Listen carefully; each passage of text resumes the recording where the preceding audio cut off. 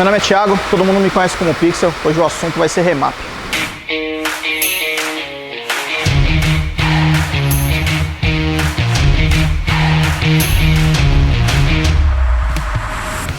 A central original tem a desvantagem, né, do Tanner necessitar de bastante estudo para fazer um mapa. Tá? Ele vai ter que estudar a central, como funciona, que módulos ele pode alterar, como alterar, né, os parâmetros que ele vai alterar podem resultar num resultado melhor ou pior. Então isso acaba demandando mais tempo, tá? Mais tempo, mais conhecimento, ferramental especializado para acessar um módulo, enfim. Enquanto que numa central, numa standalone, seja ela uma Fueltech, uma ProTune, IngePro, enfim, Motec, você já tem todas as ferramentas ali na sua mão. Então, no momento que você pegou a central ali na mão, fez as alterações nela, como é uma FT300, uma FT350, 400, 500, 600, enfim. Ou até, por exemplo, você pegar uma IngePro, aí, uma FI Lite, aquelas pequenininhas, as V2, você precisa do computador. Tudo está apresentado ali na sua cara. Então, tipo, quero mexer em combustível, já está ali, fácil. Quero trabalhar ponto de ignição, já está na mão. Quero trabalhar partida, ponto de ignição na partida, combustível na partida, tudo já está ali na mão. Então, numa central standalone, via de regra, você tem a facilidade, tá? Não que vá ficar melhor. O resultado nas duas é possível que fique iguais. Vai da competência de quem está acertando ambas, tá? Porque você pode ter um caso de uma central standalone mal acertada e pode ter uma original mal acertada ou bem acertada, ambas também, tá? Então assim, você tem a praticidade, porém, em alguns carros, não compensa você tirar toda a eletrônica original para colocar uma standalone. Aí nesse caso, você acaba ficando amarrado numa central original. Às vezes por conta de Redcam, onde você tem lá ABS, controle de estabilidade, enfim, num carro moderno você tem inúmeros módulos que às vezes depende do módulo original para trabalhar. Então, via de regra, o pessoal acaba optando por acertar diretamente na central original, sem nada fazendo intervenção ali no meio do caminho. O resultado vai ser bom nas duas, desde que quem esteja fazendo o acerto seja competente. Em Pixel, cara, vamos fazer o mapa, vamos. Como é que fica o consumo? Fica beberrão? Gasta mais? Não gasta? Tem alguns que já chegam achando, putz, vou fazer mapa, o carro vai ficar beberrão. Não é o que acontece. Nas centrais modernas, pode acontecer até o contrário, do carro acabar ficando mais econômico, por conta de inúmeros fatores. Às vezes o carro tem limitador de torque, às vezes o carro vem com combustível em excesso, por conta de emissões, não, de combustível ruim, né? De nosso combustível ser bem complicado, então tem algumas montadoras que deixam a mistura um pouquinho mais gorda do que o normal. E aí, fazendo a reprogramação, o carro acaba ficando um pouco mais econômico. Por quê? Geralmente assim, o cara que vai fazer uma reprogramação, via de regra, ele não vai utilizar um combustível ruim. Ele vai utilizar, no mínimo, um combustível, uma comum, mas uma comum honesta, que venha resultado no dinamômetro, você vê, o gráfico não tenha falhas nem nada. E aí com isso o carro acaba ficando um pouco mais econômico, entendeu?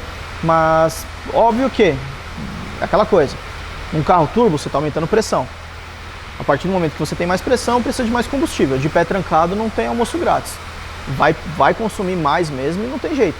Mas numa situação de você estar na estrada ali, velocidade de cruzeiro, ou até na cidade, andando de boa, aí é tranquilo, não tem por que ficar mais beberrão. O carro geralmente fica mais econômico. Tem um mapa de um DS3 aberto.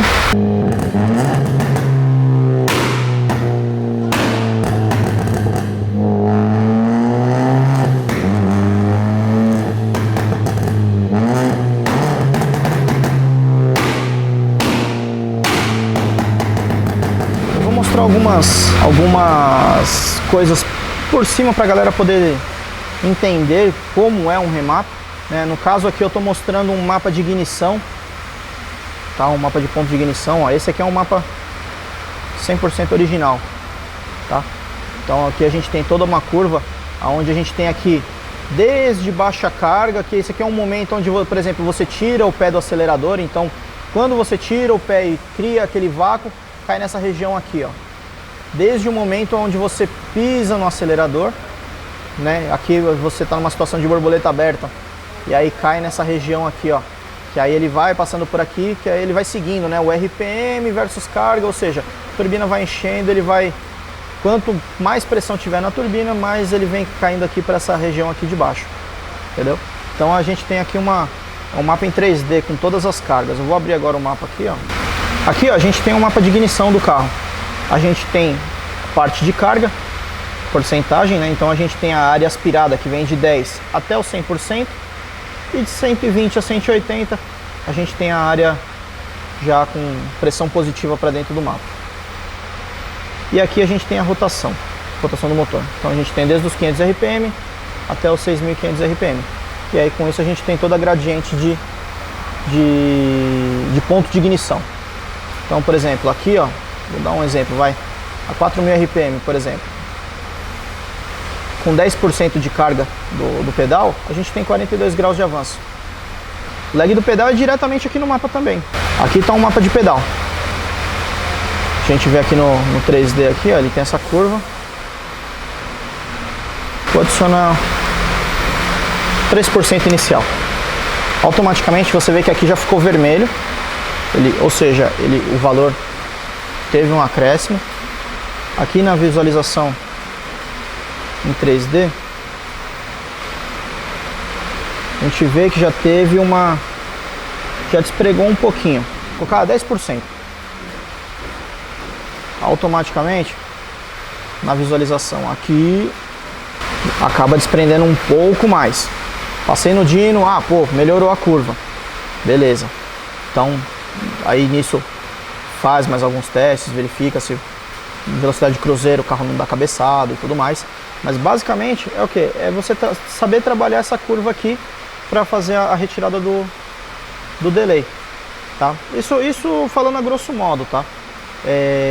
Fazendo um mapa mesmo para valer, acaba se alterando até alguns outros parâmetros, alguns outros pontos.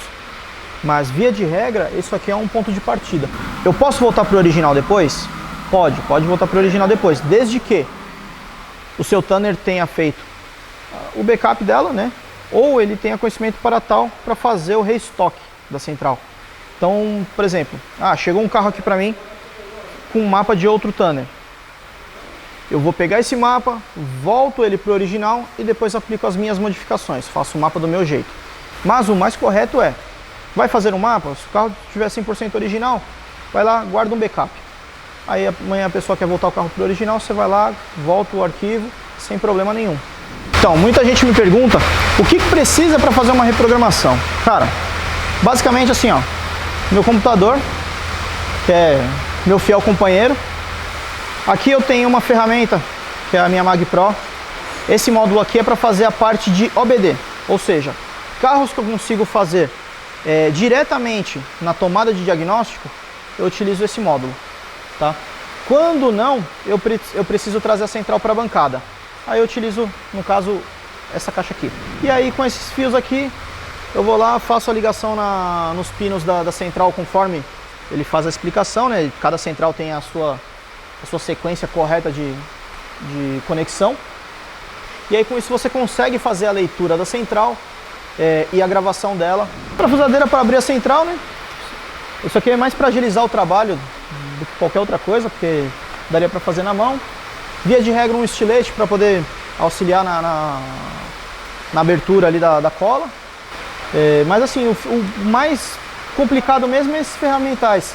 Assim, de cara é um investimento alto. Na verdade, assim, esse não é específico para motor PSA. Isso aqui atende uma gama de montadoras, né? Seja ela da linha leve, linha pesada, né? Então caminhões, caminhonetes, carros, barco, máquinas agrícolas, enfim, eu consigo fazer uma gama de equipamentos com esses equipamentos e outros que eu tenho. Aqui no caso eu coloquei só para dar uma exemplificada. Mas assim, esses equipamentos eles atendem uma gama de montadoras, cara, porque comprar equipamento para uma montadora só acaba não compensando. Então, já que você vai investir uma grana alta, investe em uma que faz uma uma série de carros.